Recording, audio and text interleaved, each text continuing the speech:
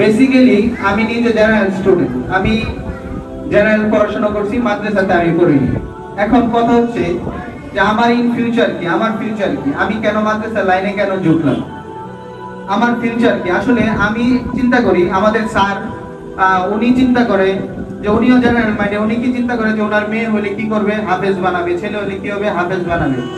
আমরা কিন্তু স্কুল ভিত্তিক চিন্তা ভাবনা করি না। কেন করি না? আসলে স্কুলে আমরা নিজেরাই তো পড়ছি, এর রূপান্তর বা এর ব্যাখ্যান্তর আমরা নিজেরা জানি। দ্যাটস ওয়াই আমরা কি করি, মাদ্রাসাটাকে বেছে নিই। এখন কথা যে মাদ্রাসার হুজুর হবে, হুজুর কি, এই হুজুর হইবে, হুজুরে কি করবে, 10,000 টাকা স্যালারি চাকরি করবে, তাছাড়া আর কি করবে, এই এতটুকুই কাজটা। আসলে হুজুরকে আমরা ছোটভাবে দেখি, আমরা জানি হুজুর কাকে বলে, হুজুর কাকে বলা হয়। আমাদের হযরত মুহাম্মদ সাল্লাল্লাহু আলাইহি ওয়াসাল্লামকে প্রথমত হুজুর বলে সম্বোধন করা হয়েছিল। হুজুর ছোটখাটো কোনো বিষয় না, হুজুর ছোটখাটো কোনো বিষয় না। মাদ্রাসাতে পড়লে কি হয় যে একটা স্কুল, আমি ক্লাস কি বলবো 6 বছর আমার রানিং আমি স্টুডেন্ট পড়াই, বাহিরে সায়েন্স ডিপার্টমেন্টের স্টুডেন্ট আমি নিজে পড়াই।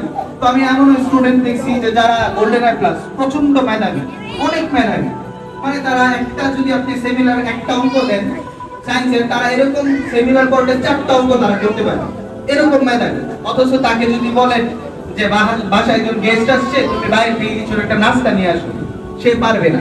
বাসায় কেউ আসলে তারে দেখবেন এক কোণারে, যে আমরা ঢাকা শহরে যেই মুরগি দেখি না, পোল্ট্রি মুরগি যেগুলা, এরকম এক কোণায় কুচু হয়ে বসে থাকে। আসলে ওই এ প্লাসের কি দাম আছে বলেন তো? ওই এ প্লাসের কোনো দাম আছে? যেই ছেলে একজনকে সালাম দিতে পারে না, একজনের সাথে সামনে দাঁড়ায় কথা বলতে পারে না, তার এ প্লাসের কোনো দাম আছে? কোনো দাম আছে? আসলে আমাদের বাস্তব জীবন পরিলক্ষিত করতে গেলে আমরা দেখো কি, যে আমার বাচ্চাটা স্বশিক্ষিত কিভাবে হচ্ছে, ভালো শিক্ষায় কিভাবে সে শিক্ষিত হচ্ছে, কিভাবে সে সমাজ, দেশ এবং তার পরিজনদেরকে নিয়ে চলাফেরা করতে পারতেছে, সেটা হচ্ছে মূলত দেখা, যেটা নৈতিক শিক্ষা। এমনকি প্রত্যেকটা নর-নারীর উপর নৈতিক শিক্ষা কি ফরজ, প্রত্যেকটা নর-নারীর উপর।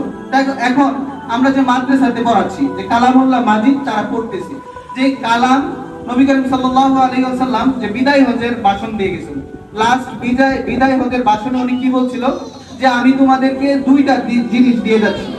কি দুইটা জিনিস? এক হচ্ছে পবিত্র কালাম এবং আমার হাদিস, দুইটা জিনিস দিয়ে যাচ্ছি। এই দুইটা জিনিস যদি তোমরা অবলম্বন করতে পারো, তোমরা কখনো কি হবে না, পথভ্রষ্ট হবে না, তোমরা কখনো কি রং রুটে যাবে না, এই দুইটা জিনিস অবলম্বন করলে। আলহামদুলিল্লাহ, আলহামদুলিল্লাহ, সুম্মা আলহামদুলিল্লাহ, এতটুকু বলতে পারি যে মাদ্রাসায় এই দুইটা জিনিস অবলম্বন করা হয়। এখন প্রশ্ন থাকতে পারে যে স্যার, আচ্ছা মাদ্রাসায় এই দুইটা হলো, কিন্তু দুনিয়াতে চলার জন্য, যে পারিপার্শ্বিক সমাজ মেনটেন করার জন্য তো আমার ছেলেকে দরকার কি, ইংরেজি শিক্ষা বা বাংলা শিক্ষা বা গণিত শিক্ষা। যে আলহামদুলিল্লাহ এখন একটা মাদ্রাসাতেও চলে যাচ্ছে। যেমন মাদ্রাসার অধিকাংশ স্টুডেন্টদেরকে আপনারা দেখবেন যে প্রত্যেকটা মাদ্রাসা ইংলিশ ভার্সন হয়ে যাচ্ছে, প্রত্যেকটা মাদ্রাসা। আমাদের বড় স্যার নিজে ইংলিশের ক্লাস করেন, নিজে উনি স্পোকেন ক্লাসটা নিজে করে, আলহামদুলিল্লাহ। তো আমরা আপনাদেরকে এতটুকু আশ্বাস দিতে পারতেছি যে আপনারা মাদ্রাসার ভিত্তিক ঝুঁকেন, আলহামদুলিল্লাহ, জীবনে ঠকবেন না। আসলে হায়াতের জিন্দেগি কতটুকু, সফলতা কি, আপনার সন্তানের জন্য আপনি লক্ষ লক্ষ কোটি কোটি টাকা সম্পদ জোগাড় করে যাবেন, যে সম্পদ ও কোন পথে কোন ওয়েতে খরচ করবে সেটা জানে না, এটাকে কিন্তু সফলতা বলে না। ইট ইজ নট সাকসেস, এটা সাকসেস কখনোই হতে পারে না। সাকসেস সেটাই যেটা হচ্ছে আপনি আপনার সন্তানকে সম্পদে রূপান্তরিত করে যাচ্ছেন, আপনার সন্তানকে আপনি কি করে যাচ্ছেন, তার জন্য সম্পদ আপনি জোগাড় করে যাচ্ছেন না, তাকে স্বয়ং সম্পদে রূপান্তর করে যাচ্ছেন। আমি আপনাদেরকে বোঝাতে পারতেছি, সন্তানকে ওইভাবে মেনটেন করেন যে সন্তানকে কখনোই, এখানে যেহেতু শিক্ষার্থীরা নাই, আমি আপনাদের উদ্দেশ্যে আরেকটা কথা বলতেছি, যে অনেক সময় অনেক শিক্ষার্থীরা, অনেক শিক্ষক কি করে, যে তার পড়া আদায় করার জন্য একটু রাগান্বিত হয়ে যায়। সিম্পলি আপনারা একবার চিন্তা করেন যে আপনার সংসারে সন্তান কজন, অনলি 2 জন বা 3 জন, তার বেশি নাই, আলহামদুলিল্লাহ। মনে এটা আগের যুগে ছিল, এখনকার মা বোনরা আলহামদুলিল্লাহ যথেষ্ট, 2 জনের বেশি সন্তান নেই। তো 2 জন সন্তান মেনটেন করতে আর সংসারের কাজ করতে আপনাকে কিন্তু হাঁপিয়ে উঠতে হয়। আপনারা জানেন কিনা জানি না, হাঁপিয়ে উঠতে হয়। আর এখানে প্রায় একজন শিক্ষক 25 থেকে 30 জন স্টুডেন্ট মেনটেন করে। তো ওই শিক্ষকের মাথা একটু বিগড়া যাইতেই পারে সাময়িক সময়ের জন্য, সেটাকে ধৈর্যের সহিত আপনারা নেবেন। আর শিক্ষককে কিন্তু ইসলামে চরম ভাবে তাদেরকে দাম দেওয়া হয়েছে। শিক্ষককে বলা হয় রোহানি পিতা, মানে পিতা মাতার পরেই শিক্ষকের স্থান যেটা। তো কখনোই শিক্ষার্থীদের সামনে আপনার ছেলের শিক্ষককে বা আপনার মেয়ের শিক্ষককে অপমানজনক কোনো কথা বলবেন না। আর এখনকার যে শিক্ষার্থীরা তারা বলে কি যে পড়াশোনার একটু চাপ দিলেই তারা পিছপা হয়ে যায়। কেমন? এই মাদ্রাসাতে ভালো লাগে না, এই মাদ্রাসার হুজুর ভালো না, এই মাদ্রাসার খাবার ভালো না, এই মাদ্রাসার পরিবেশ ভালো না। তখন যখন একটা শিক্ষার্থী বারবার দেখবেন ছুটি চায়, কিন্তু শিক্ষক ছুটি দিবে না, কিন্তু আপনিও বোঝাচ্ছেন যে বাবা ছুটি নেওয়া যাবে না, তোমার পড়াশোনা করতে হবে, কিন্তু তখন তার মাথায় কি ঢোকে যে আপনাকে কিভাবে ব্ল্যাকমেল করতে হবে সেটা যাচাই করে, নিজেই বলে যে কি, সেটা হচ্ছে এই মাদ্রাসার শিক্ষক ভালো না, আমাকে প্রতিদিন মারে, আমাকে দাঁড় করায় রাখে, আমাকে পড়া দেয় না। আসলে এই যে আপনার যে ব্রেনটা সে ওয়াশ করতেছে, এটা আপনিও মানতেছেন, যার ফলে আপনার মাদ্রাসা থেকে বড় হয়ে যেতেছে। কিন্তু এটা কখনোই করবেন না।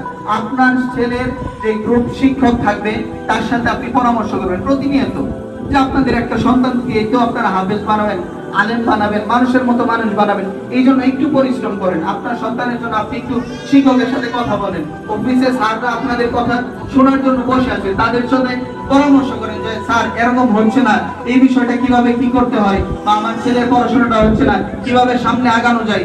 আলহামদুলিল্লাহ এতটুকু বলতে পারি, তখন আর আপনাদের ওই যে বিভ্রান্তটা, যেটা মাদ্রাসা ভালো না, মাদ্রাসার পড়াশোনা ভালো না, মাদ্রাসার পরিবেশ ভালো না, সেটা থাকবে না, সেটা থাকবে না। আর আপনারা অবভিয়াসলি আপনাদের সন্তানকে, লাস্ট একটা কথা বলবো, একটা কথা আছে যে কি বলে যে মানুষ তার স্বপ্নের সমান বড়।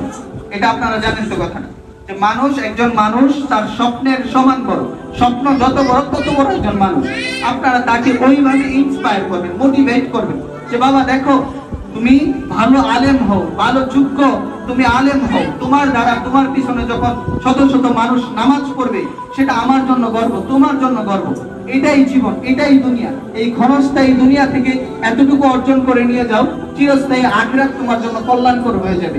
এইভাবে তাকে ইলমে দ্বীন, ইসলাম, তারপর যত কিছু ইন্সপায়ার মূলক কথা আছে তাকে আপনারা এটা শিখান। আপনারা যখন বাচ্চাদেরকে নিয়ে আসেন মাদ্রাসায়, সকালবেলা ভোরবেলা যেই আমার মা বোনরা যারা নিয়ে আসেন, তারা আপনাদের ফ্যামিলি পারপাসে কোনো তার সাথে আলাপ আলোচনা না করে তাকে মাদ্রাসা ভিত্তিক বা তার লাইফ ভিত্তিক যে কথাগুলা ইন্সপায়ার, এই কথাগুলা বলেন। আর আল্লাহর কাছে দোয়া চান, আল্লাহর কাছে দোয়া চান। আসলে ওই বিভ্রান্তটা রাখবেন না যে মাদ্রাসায় করে কি হবে, কি হবে, মাদ্রাসায় করে ইসলাম গ্রহণ করে কি হবে, ওইটা রাখবেন না। আল্লাহ কালাম আপনার ছেলে তার অন্তরে ধারণ করতেছে, এর চেয়ে দামি, এর চেয়ে মূল্যবান আর কিছু হতে পারে না, এর চেয়ে মূল্যবান আর কিছু হতে পারে না। যে আমরা জানি যে পৃথিবীর সূচনা লগ্ন থেকে এই পর্যন্ত শুরু করে মাইকেল হার্ট 100 মনীষীর জীবনী লিখছেন। উনি প্রথমত উনি একজন খ্রিস্টান, মুসলমান না, উনি কিন্তু মুসলিম ছিলেন না, উনি একজন খ্রিস্টান। ওই খ্রিস্টান হয়ে উনি সর্বপ্রথম কার নাম লিখেছিলেন জানেন আপনারা? উনি হযরত মুহাম্মদ সাল্লাল্লাহু আলাইহি ওয়াসাল্লামের নাম লিখছেন। যে পৃথিবীর সূচনা লগ্ন থেকে শুরু করে যত মনীষী আছে তিনি 100 মনীষীর জীবনী লিখছিলেন। তো ওই মনীষীর জীবনে উনি সর্বপ্রথম হযরত মুহাম্মদ সাল্লাল্লাহু আলাইহি ওয়াসাল্লামের নাম লিখছিলেন। উনি মুসলিম না, উনি আমাদের ধর্মের না, উনি খ্রিস্টান ছিলেন। খ্রিস্টান হয়ে আমাদের হুজুর পাক সাল্লাল্লাহু আলাইহি ওয়াসাল্লাম আমরা শুক্রবার রাত বলি, আসলে এটা না, আজকে কিন্তু জুমার রাত, মাগরিবের পর থেকে আজকে শুরু হয়েছে জুমার রাত। এই জুমার রাতে একটু মারা একটু দোয়া করবেন তাহাজ্জুদের সময়, যে আল্লাহ আমার ছেলেকে তোমার কুরআন পাওয়ার জন্য মাদ্রাসার ফ্লোরে পালায় রাখছে, আমার খাট পালঙে আমার ছেলে ঘুমানোর কথা, শুধুমাত্র তোমার কোরআনের মর্যাদার কারণে আমার ছেলেকে ফ্লোরে শোয়া রাখছি। আল্লাহ আমাকে শয়তানের দ্বারাই বিভ্রান্ত করো না, আমার ছেলেকে বিভ্রান্ত করো না, আমার ওই তোমার ওই কালাম আমার ছেলের ভিতরে, অন্তরের ভিতরে ঢোকায়। এতটুকু দোয়া করতে থাকেন, দেখবেন আপনার আর পিছু ফিরতে হবে না, আপনার আর পিছু ফিরতে হবে না। একদিন দেখবেন আপনার ছেলে কই দাঁড়ায় গেছে। আলহামদুলিল্লাহ। আমি অনেক কথা বললাম, আমার কথায় ভুল বেয়াদবি হতে পারে, এখানে সবাই আমার বড়, তো ভুল বেয়াদবি নিবেন না। আশা করছি আপনারা আজকে রেজাল্ট দিবে, রেজাল্টে হয়তোবা কেউ সামনে আগায় যাবে, কেউ হয়তোবা প্রথম ছাত্র দ্বিতীয়তে আসবে, তৃতীয় ছাত্র প্রথমে যাবে, এটাই স্বাভাবিক। কিন্তু জীবনটা এভাবেই চলে, পতন হয়ে যায় আমাদের, এটাই কিন্তু লাইফ, এটাই কিন্তু সব ক্ষেত্রেই এরকম। ব্যবসা আজকে ভালো, কালকে মন্দ যাবে, সব দিক, অল এভরিথিং কিন্তু এরকম। তো ছেলেদেরকে ওইভাবে মোটিভেট করবেন, দেখেন যে বাবা তোমার দ্বারা হয়েছে না তো কি হয়েছে, এবার হয় নাই, ফার্স্টে লাস্ট পরীক্ষায় ফাইনাল এক্সামে তুমি আরো ভালো করবে। হয়তোবা যদি তাকে আপনি এভাবে তাকে ইন্সপায়ার করেন, দেখছেন যে এতটুকুই তার জন্য সময়। এখন যদি রাগারাগি করেন, চিল্লাচিল্লি করেন, আসলে সে আরো পিছায় যাবে। এতে আপনি তার ব্রেনটাকে ইনক্রিজ করতে পারবেন না, তাকে আপনি ওইভাবে ইন্সপায়ার করতে পারবেন না। এই জন্য তাকে আপনি ভালোভাবে বোঝাবেন যে এখন যেহেতু হয়েছে না, সামনে ইনশাল্লাহ হবে, তুমি এই সামনে 2-3 মাস সময় আছে, তুমি ভালো করে পড়াশোনা করো, তোমার দ্বারাই সম্ভব, আমার ছেলের দ্বারা সম্ভব, এতটুকু আপনি বলেন। আলহামদুলিল্লাহ, দেখবেন আপনার ছেলে ভালো কিছু করতেছে ফাইনাল পরীক্ষায়। তো ভালো থাকবেন। উলুমুল কোরআন মাদ্রাসার জন্য আপনারা দোয়া করবেন। আমাদের এটা মাদ্রাসা পরিবার, আমি বারবার একটা কথা বলি যে আপনাদের যত পরামর্শ আছে আমাদেরকে দিবেন, ইনশাআল্লাহ আপনাদের পরামর্শ নিয়েই উলুমুল কোরআন মাদ্রাসার সামনে আগামী। তো ভালো থাকুন, সুস্থ থাকুন। আসসালামু আলাইকুম ওয়া রাহমাতুল্লাহি ওয়া বারাকাতুহু। আমাদের স্যার কথা বলবে, পরে বড় হুজুর আসবে, বড় হুজুর এসে দোয়া করা দিবে, ইনশাআল্লাহ আপনার রেজাল্ট দিয়ে দিবে।